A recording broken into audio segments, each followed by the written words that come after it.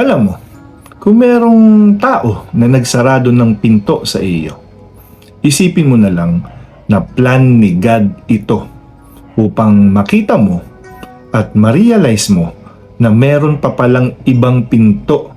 Pwedeng nasa first floor o kaya nasa second floor or third floor na mas mabuti pa pala at mas maganda ang patutunguhan nito kesa sa unang pinto na papasukan mo.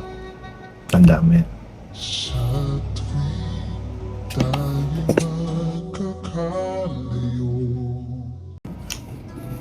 Alam mo, kung merong tao na nagsarado ng pinto sa iyo, isipin mo na lang na plan ni God ito upang makita mo at ma-realize mo na meron pa palang ibang pinto.